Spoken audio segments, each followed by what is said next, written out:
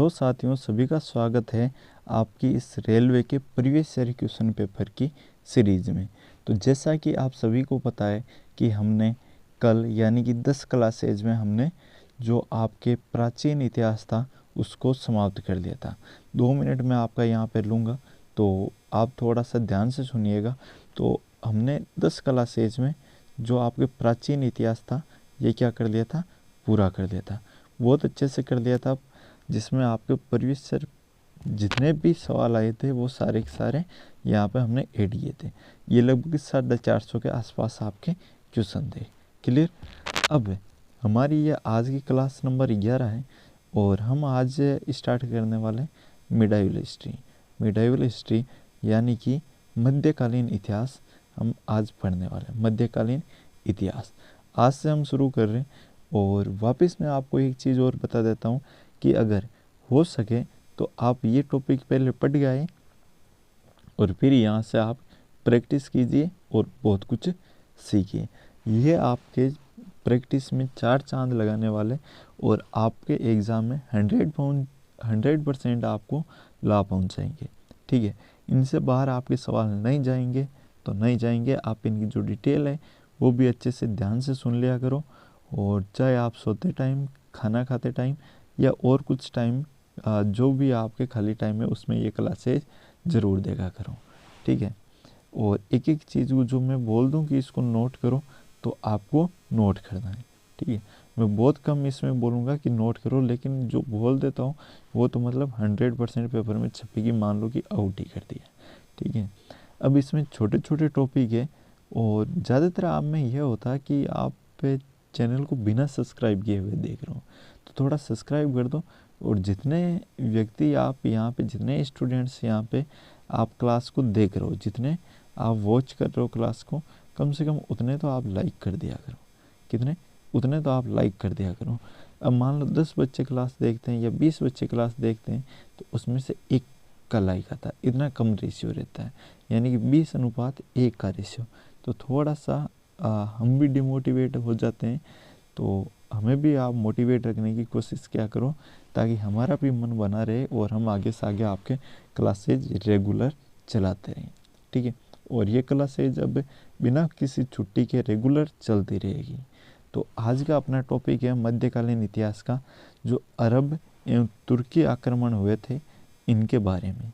तो इसमें महमूद गजनवी और महमूद गोरी, इन दोनों के बारे में बातें होगी।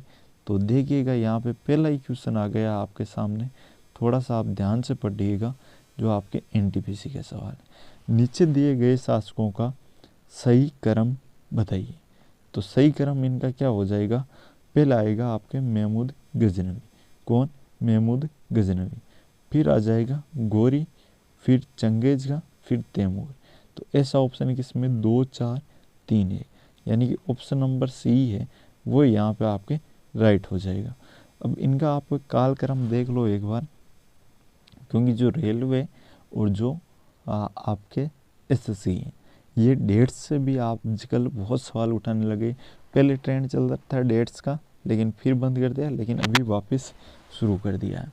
तो महमूद गजनवी, ये 998 से 1030 तक इनका शासनकाल रहा था।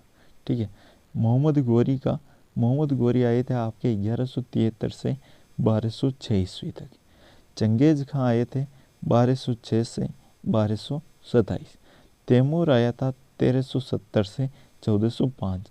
और एक बात और आपको बता देता हूँ, अपनी जो एसएससी जीडी की स्टैटिक जीके की क्लासेज चल रही है, आप भी उनको लेना स्टार्ट कर दो, क्योंकि जो आपके स्टैटिक जीके आएगा वो आपके एसएससी और रेलवे का एक समान ही है। तो मैं आपको वो वहाँ पे बाद में ना करवा के वो अभी करवा रहा हूँ। वहाँ पे थंबनेल सिर्फ एसएसजीडी का लगा होगा, लेकिन वो आपके लिए उतना ही महत्वपूर्ण है जितना उनके लिए। ठीक है, और बहुत अच्छे से कर रहे हैं, तो आपको उसको पूरा ध्यान से करना है। नेक्स्ट है पुस्तक तहकीक माँ लिल हिंद किसने लिखी थी? देख लो, ये नाम ऐसा, माँ लिल हिंद, तो ये लिखी थी आपके अल बरूनी ने। किसने लिखी थी? अल बरूनी ने। चलिएगा, ये भी आपके एनटीपीसी का सवाल था। यहाँ पे इसकी हम थोड़ी सी और चर्चा करते हैं डिटेल में। तो यहाँ पे आप देखिएगा, अल बरूनी एक फारसी विद्वान, लेखक, वैज्ञानिक, धर्म के और विचारक था। तो सीधी सी बात है, अल बरूनी कहाँ का था? तो फारसी था। कैसा, कौन था? फारसी था। तो आपको ये पॉइंट याद होना चाहिए। इनका जन्म खिवा में 1973 ईस्वी में हुआ था। इनका जन्म कब हुआ था? 1973 में, जो अब उज्बेकिस्तान में, कहाँ पे? खिवा में हुआ था, जो कि अभी कहाँ पे पड़ता? वर्तमान में उज्बेकिस्तान में। वे महमूद गजनवी के साथ भारत आए। तो आपसे पूछ ले कि अल बरूनी किसके साथ भारत आए? तो महमूद गजनवी के साथ। पहला मुस्लिम लेखक जिसने भारत की संस्कृति और परंपरा के बारे में व्यापक अध्ययन किया। तो पहला मुस्लिम लेखक जिसने भारत की सांस्कृतिक और परंपरा के बारे में व्यापक अध्ययन किया। वेरी इंपॉर्टेंट बन जाता है कि ऐसा कौन सा मुस्लिम शासक था जिसने भारत की संस्कृति और परंपरा के बारे में गहन अध्ययन किया? तो वो था आपके अल बरूनी, जो कि मोहम्मद गजनवी के साथ भारत आया और एक फारसी था। अल बरूनी ने खगोल शास्त्र, ज्योतिष शास्त्र, गणित, साहित्य आदि विषयों पर किताबें लिखी। इन्होंने तहकीक मालिल हिंद पुस्तक भी लिखी। चलिएगा, तो यहाँ पे इम्पोर्टेंट जितने भी फैक्ट हैं वो मैंने आपको बताए थे अभी। चलिएगा, नेक्स्ट है, अल बरूनी ने अपनी पुस्तक किताब उल हिंद किस भाषा में लिखी? तो यहाँ पे आप है ना थोड़ा सा ध्यान से देखना, यहाँ आप चकरा मत जाना। देखो, जो अल बरूनी था ये तो खुद तो क्या था? एक फारसी था। कौन था? फारसी था।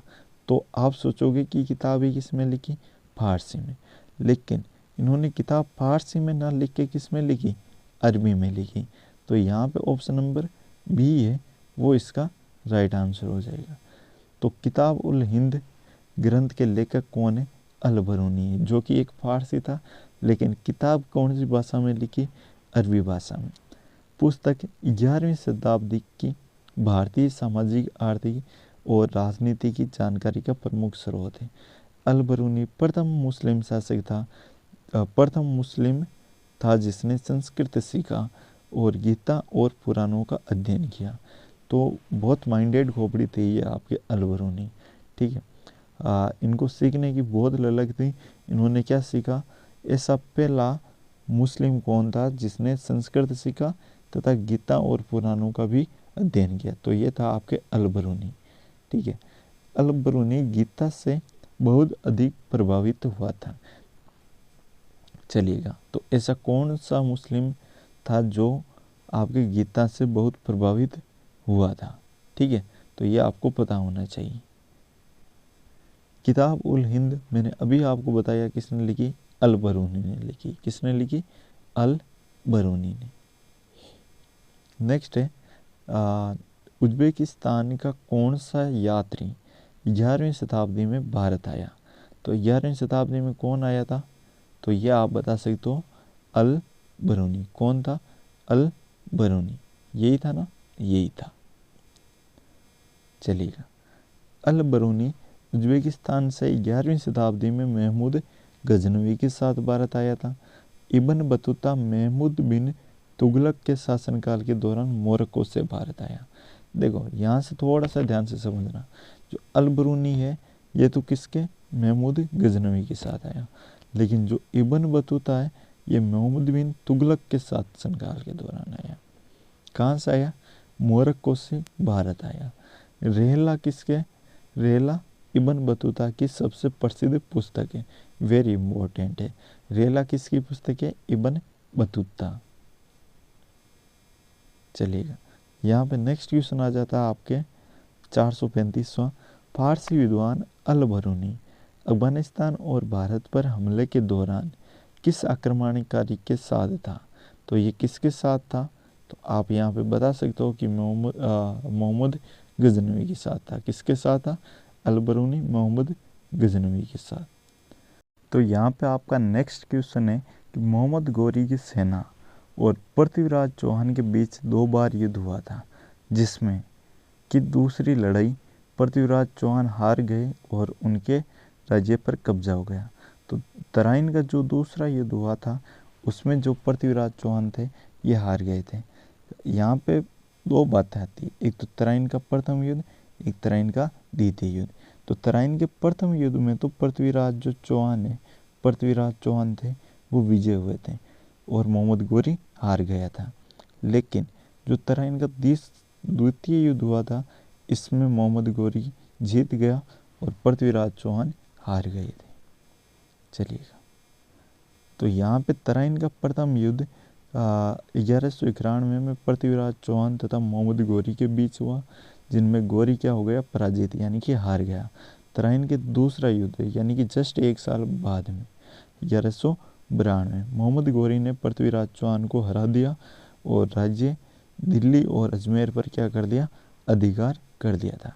तो ये होता है आपके जो मोहम्मद गजनवी और गोरी था इनका इतिहास समाप्त।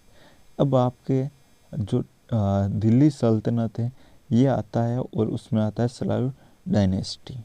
ठीक है, तो आपके यहाँ पे 4 पार्ट में पढ़ेंगे गुलाम वंश। ठीक है, तो इसमें पहला है गुलाम वंश। तो यहाँ पे पहला क्वेश्चन आता है आपके कि सुल्तान इल्तुतमिश की पुत्री रजिया निम्नलिखित में से किस वर्ष सुल्तान बनी थी। तो ये बनी थी आपके 1236 में। कब बनी थी, 1236 में। रजिया भारत की प्रथम मुस्लिम महिला शासिका थी।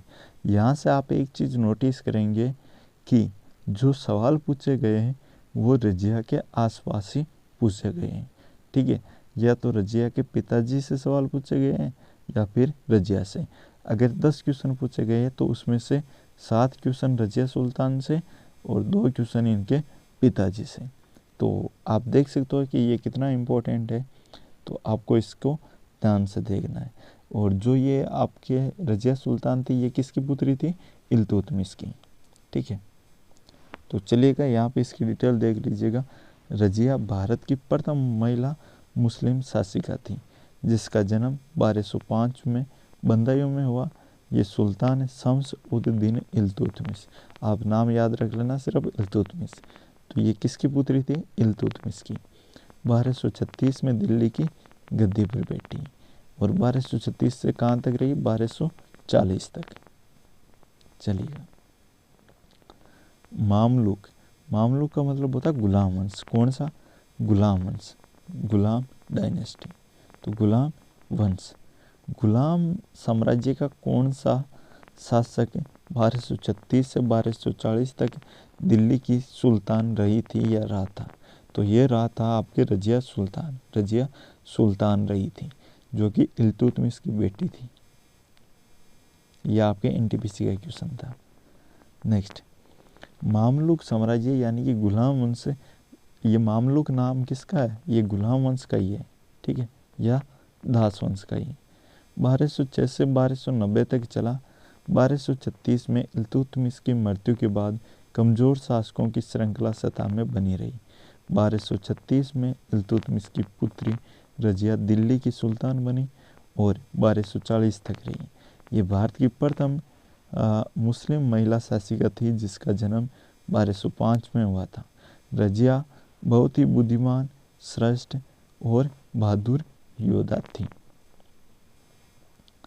दास वंश की नींव किसने रखी थी या स्थापना किसने की थी, तो ये आप बताओ किसने की थी। तो ये की थी आपके, देखो यहाँ पे कितना इम्पोर्टेंट सवाल है जो आपके एनटीपीसी में 2016 में 2020 में लगातार पूछा गया है। तो ये आपके लिए बहुत ही इम्पोर्टेंट क्वेश्चन बन जाता है। तो दास वंश की स्थापना जल्दी से कमेंट करो या आपके लिए छोड़ दूँ, बताओ जल्दी। चलो, बता दिया होगा आपने, सोच लिया। चलिए अब यहाँ पे हम इनकी डिटेल देते हैं। आंसर तो आप दे ही दोगे। दिल्ली सल्तनत में कुतुबुद्दीन ऐबक ने गुलाम वंश या दास वंश की स्थापना 1206 में की। वे मोहम्मद गोरी का गुलाम था। तो कुतुबुद्दीन ऐबक मोहम्मद गोरी का गुलाम था। 1206 से 90 तक दिल्ली सल्तनत पर शासन करने वाले तुर्क सरदारों को गुलाम वंश या दास वंश या मामलुक वंश का शासक माना जाता था। ये तीनों नाम एक ही गुलाम वंश के हो या दास वंश के हो या मामलुक वंश के हो। इस काल में कुतुब यानी कि कुतुबुद्दीन ऐबक और शमसी किसे बोलते हैं, इल्तुतमिश को, तथा बलबनी किसे बोलते हैं, बलबन को। जैसे इन सारों के ये फीमेल नाम रख दिए, ठीक है, ऐसा लग रहा है। नामक राजवंशों ने शासन किया। तो कुतुबुद्दीन ऐबक ने, इल्तुतमिश ने और बलबन ने यहाँ पे शासन किया था। चलिएगा, गुलाम वंश का संस्थापक कौन था, तो ये था कुतुबुद्दीन ऐबक। चलिएगा, इनमें से किसके द्वारा दिल्ली सल्तनत में इक्ता प्रणाली को संस्थागत रूप से लागू किया था, तो ये किया था आपके इल्तुतमिश ने। किसने, इल्तुतमिश ने। इल्तुतमिश ने इक्ता प्रणाली की शुरुआत 1226 ईस्वी में की। कब की थी, 1226 ईस्वी में। इक्ता एक भूखंड होता था। क्या होता था, भूखंड, जिसके नियंत्रणकर्ता को मुक्ति या वली कहा जाता था, व्यक्ति या मूर्ति कहा जाता था। ये इस भू क्षेत्र में कानून व्यवस्था के साथ भू राजस्व की वसूली करवाता था और इस राजस्व का एक हिस्सा केंद्र को फवाजिल के रूप में बेचता। इक्तदार का पद वंशानुगत न होकर समय समय पर चेंज होता रहता था, जो इसे नौकरशाही रूप देता था। चलिएगा, नेक्स्ट क्वेश्चन है आपके सामने। सल्तनत काल के दौरान भूमि वितरण और प्रशासनिक प्रणाली का एक अद्भुत प्रकार विकसित हुआ, जिसे क्या कहते हैं, तो ये हुआ था आपके भूमि वितरण और प्रशासनिक की बात करें तो इक्तादारी। कौन सी दारी, इक्तादारी, जिसके बारे में हमने अभी देखा। नेक्स्ट क्वेश्चन आपके सामने आता है। चलिएगा, पढ़िएगा इसको अच्छे से। अमीर अल ख्याल एक अरबी उपाधि है जिसका अनुवाद सामान्यतः कमांडर ऑफ द फेथफुल या लीडर ऑफ द फेथफुल के रूप में किया जाता है। निम्नलिखित में से किसे ये उपाधि प्रदान है, तो ये है जमाल उद दीन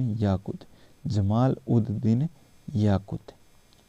चलिएगा, इसके बारे में देखिएगा, इसकी आखिर कहानी क्या है। जमाल उद दीन याकूत एक अफ्रीकी सिद्दी गुलाम कुलीन था। कहाँ का था, अफ्रीकी का, जो रजिया सुल्तान का विशेष कृपा पात्र था। वह रजिया का एक करीबी सलाहकार एंड फ्रेंड था। रजिया सुल्तान ने उसे शाही अस्तबल के प्रशासक के रूप में महत्वपूर्ण पद पर नियुक्त किया। उसने याकूत को अमीर अल ख्याल यानी कि घोड़ों का अमीर और बाद में अमीर अल उमरा यानी कि जिसका मतलब होता है अमीरों का अमीर की उपाधि से सम्मानित किया। तो देख सकते हो आप। नेक्स्ट है आपके कि सल्तनत शासक गियासुद्दीन बलबन ने किस अवधि के दौरान दिल्ली पर कब्जा किया था, तो ये किया था आपके, कब किया था, 1200 कितना, 90 में किया होगा शायद, देखो आप बताओ, 1266 में। कब किया था, 1266 में। तो 1266 से 1287 तक दिल्ली पर कब्जा कर यहाँ शासन किया था। 1266 से 1287, ये डेट भी याद रखना, डेट भी पूछा जाता है। गियासुद्दीन बलबन गुलाम वंश का 9वां सुल्तान था। इल्तुतमिश ने ग्वालियर को जीतने के बाद बलबन को खरीद लिया और रजिया सुल्तान ने उसे अमीर ए शिकार का पद दिया। तो बलबन को कौन सा पद दिया गया, अमीर ए शिकार। बलबन इल्बरी जाति का तुर्क था। यह मंगोलों के आक्रमण से दिल्ली की रक्षा करने में सफल रहा। बलबन ने राज दरबार में सिजदा यानी कि घुटने पर बैठकर सिर झुकाना और पाबोस सुल्तान के पैर चूमना ये प्रथा स्टार्ट की थी। अपने विरोधियों के प्रति कठोर लोहे या रक्त नीति का पालन किया। नसीरुद्दीन मोहम्मद ने बलबन को उलूग की उपाधि दी। तो उलूग खान की उपाधि किसने दी, नासिरुद्दीन मोहम्मद ने। किसको दी थी, बलबन को। तो यहाँ पे ये चीज़ें आपके इम्पोर्टेंट बन जाती है खासकर। चलिए, इसमें से किसकी मृत्यु चौगान खेलने से हुई थी? तो ये हुई थी आपके कुतुबुद्दीन ऐबक की पोलो खेलते टाइम। चौगान का मतलब होता है पोलो। तो कुतुबुद्दीन ऐबक की जो मृत्यु है वो आपके 1210 में हुई थी। ये हुई थी आपके लाहौर में। ये खेल रहे थे आपके कुतुबुद्दीन ऐबक चौगान या पोलो। तो यहाँ से ये घोड़े से गिरकर इनकी मृत्यु हो गई। और ऐबक का मकबरा है वो आपके लाहौर में बना है। कहाँ पे? लाहौर में। कुतुबुद्दीन मोहम्मद गोरी का दास था, यानी कि गुलाम था। तो कुतुबुद्दीन किसका दास था? मोहम्मद गोरी का। नेक्स्ट है यहाँ पे आपके कुछ चीज़ें हैं इम्पोर्टेंट फैक्ट। ऐबक ने उत्तर भारत में पहली मस्जिद कुवैत उल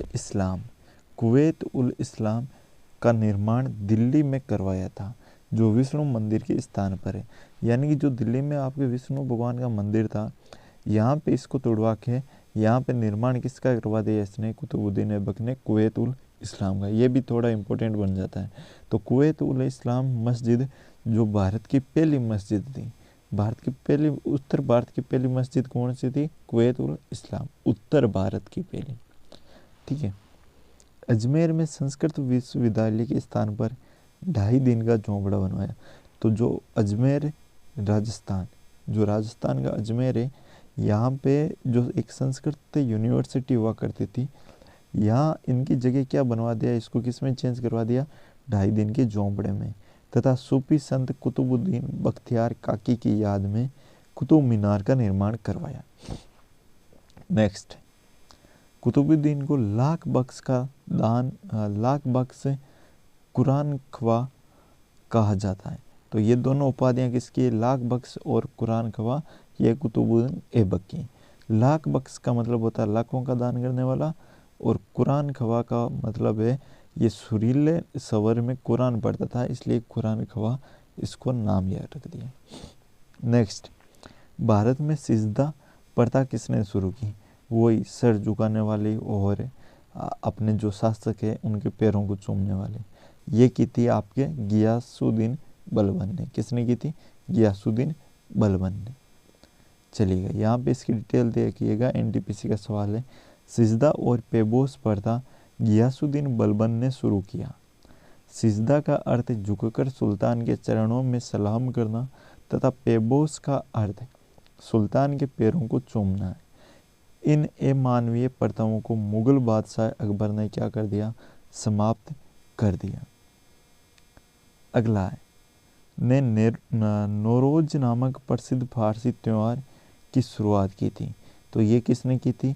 ये की थी आपके गियासुद्दीन बलबन ने। किसने की थी? गियासुद्दीन बलबन ने। चलिएगा, डिटेल देखो। गियासुद्दीन बलबन ने नौरोज नामक प्रसिद्ध फारसी त्यौहार की शुरुआत की, जिसे फारसी में नया साल भी कहा जाता है और मुख्यतः ईरानियों द्वारा दुनिया भर में मनाया जाता है। ये मूलतः प्रकृति प्रेम का उत्सव है। नेक्स्ट क्वेश्चन है, इसमें से दिल्ली सल्तनत का सही क्रम क्या है? तो ये आपके इम्पोर्टेंट क्वेश्चन है, थोड़ा सा इसको देखना, मैं याद करवाने की कोशिश करता हूँ। ठीक है, यहीं पे मैं आपको याद करवा देता हूँ। यहाँ पे तो आपको एक याद रखनी है, जो आपका जैकेट है, क्या है? जिकेट वो कौन सी साइज का है? SL साइज का है। कौन सी का? SL। तो जी से हो जाएगा गुलाम वंश। कौन सा आता है पहले? गुलाम वंश। के का मतलब आता है आपके खिलजी वंश, के फॉर खिलजी वंश। टी का मतलब आता है तुगलक वंश। और एस का मतलब आता है सैयद वंश। कौन सा? सैयद वंश। ये आपके 5 है जिन्होंने दिल्ली पर शासन किया था। और एल का मतलब लोधी। तो गुलाम, खिलजी, तुगलक, सैयद और लोधी। पहले गुलाम वंश, उनके बाद में आता है खिलजी वंश, उनके बाद में शासनकाल आता है आपके तुगलक वंश का, फिर तुगलकों के बाद में आता है सैयद, और सबसे बाद में आते हैं लोधी। तो ये आपको याद होना चाहिए। जैकेट जिकेट SL साइज का, जैकेट SL साइज का। चलिएगा, यहाँ पे आइएगा तो यहाँ पे कौन सा हो जाएगा? यहाँ पे देखो GKT, एस है नहीं कहीं पे, तो क्या आ जाएगा एल। तो यहाँ पे ऑप्शन नंबर बी है वो इसका राइट आंसर हो जाएगा। चलिएगा देखते हैं। ये देखो यहाँ पे 1206 से 1526 ईस्वी के बीच की अवधि को दिल्ली सल्तनत की अवधि के रूप में जाना जाता है। यानी कि जो 1206 है यहाँ से लगा के 1526 तक के बीच की अवधि को दिल्ली सल्तनत की अवधि के रूप में जाना जाता है। दिल्ली सल्तनत में मुख्यतः 5 राजवंश शामिल हैं। कितने? 5। जिसमें से अब मामलुक वंश के हो, गुलाम वंश के हो या एक दास वंश के हो, इनके सबके नाम एक ही। तो ये 1206 से 1290 तक रहा। ये आप याद रखना जी के टे कैसी है एस एल। और फिर आते हैं 1206 से 1290, फिर खिलजी वंश आते हैं 1290 से 1320, और फिर आता है तुगलक वंश 1320 से 1414 तक, फिर आता सैयद वंश 1414 से 1450 तक, फिर लोधी वंश आता है 1451 से 1526 तक। तो ये आपके कुछ कालक्रम में दिल्ली सल्तनत के।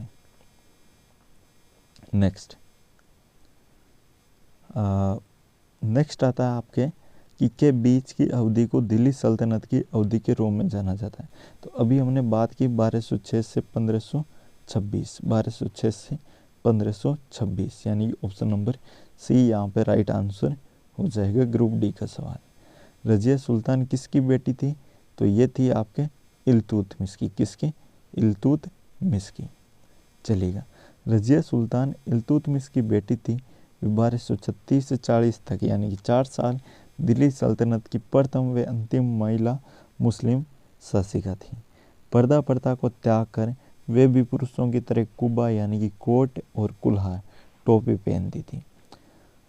शासिका बनने पर उसने उम्दत उल निस्वा, तो उम्दत उल निस्वा किसकी उपाधि है? तो ये है रजिया सुल्तान की। चलिएगा, दिल्ली सल्तनत की पहली महिला शासिका रजिया सुल्तान किस राजवंश से संबंधित है? तो मैंने अभी आपको बताया ये है दास राजवंश। किससे? दास। दास की जगह आपको गुलाम भी मिल सकता है। और एक नाम मैंने आपको और बताया था, आप वो मेरे को कमेंट बॉक्स में बताओ अभी जल्दी से। चलिएगा, दिल्ली सल्तनत की एकमात्र महिला शासिका कौन है? तो ये हम पढ़ते आ रहे रजिया सुल्तान। दिल्ली की पहली महिला शासिका तो ये थी आपके रजिया सुल्तान। तो देख लो, यहाँ अभी आपने एक चीज़ नोटिस की होगी, सारे क्वेश्चन किससे आ रहे हैं? ये रजिया सुल्तान से आ रहे हैं। ठीक है, नेक्स्ट, लगभग 84 वर्ष तक उपमहाद्वीपीय में शासन करने वाले प्रथम मुस्लिम वंश कौन सा था? तो गुलाम वंश था। कौन सा? गुलाम वंश। ग्रुप डी का सवाल है। तो गुलाम वंश या मामलुक वंश मध्यकालीन भारत का एक राजवंश था। इस वंश का पहला शासक कुतुबुद्दीन ऐबक था, जिसे मोहम्मद गौरी ने पृथ्वीराज चौहान को हराने के बाद भारत के प्रदेशों का सूबेदार नियुक्त किया। मध्यकालीन, आगे चलते हैं, मध्यकालीन भारत की पहली महिला शासिका रजिया सुल्तान थी, जो भी आपके मामलुक यानी कि गुलाम वंश थे। इस वंश ने दिल्ली की सतह पर 1206 से 90 ईस्वी तक शासन किया, यानी कि 84 ईयर तक, तथा भारत में इस्लामी शासन की नींव डाली। कुतुबुद्दीन ऐबक और रजिया सुल्तान कौन से राजवंश से थे? तो ये थे मामलुक राजवंश। कौन से? मामलुक। तो यहाँ पर आप एक चीज़ नोटिस कर लो, तो जो थोड़ा सा उल्टा नाम है वो यहाँ पे दे रहे हैं, जो हम पढ़ते नहीं है वो देते हैं। ठीक है, मामलुक। अभी तक आपने गुलाम वंश ही पढ़ा था, तो यहाँ पे ये मामलुक वंश। चलिएगा, आज का लास्ट क्वेश्चन है, कुतुबुद्दीन ने खुद को दिल्ली का सुल्तान घोषित कर दास राजवंश की नींव रखी 1206 में। कब रखी थी? 1206 में। ग्रुप डी के शिफ्ट फर्स्ट का सवाल है। तो ये थी आज के अपने दिल्ली सल्तनत में जो अपने 2 वंश आते हैं, ये हमने ख़त्म किए। कल हम यहाँ से स्टार्ट करेंगे। चलिएगा, मैं यहाँ पे आपको कुछ 2 मिनट आपसे बात करना चाहता हूँ। यहाँ पे देखो, अपने जो हिस्ट्री है, हिस्ट्री के लगभग 1500 क्वेश्चन हमें करने हैं। ठीक है। तो 450 तो हो गए, लगभग 1000 के समथिंग अपने क्वेश्चन और बचे हैं। क्लियर, तो ये भी हम कर लेंगे। और एक आप आज से ये गांठ बांध लो, आपको क्लास अच्छे से पूरे ध्यान से लेनी है। और आप हमारा भी सपोर्ट कर सकते हो, जितने देखो जितने लोग आप वीडियो को वॉच करते हो, ठीक है, जितने आप वीडियो को देखते हो उतने के उतने यार लाइक तो कर दिया करो, और एक प्यारा सा कमेंट कर दिया करो। एक प्यारा सा कमेंट करके उस कमेंट में ज़्यादा कुछ मत करो, अपना नाम लिख दो। क्या कर दो, अपना नाम लिख दो। तो मैं देखूंगा कि कौन कौन है वो डेली आके अपनी हाजिरी देता है।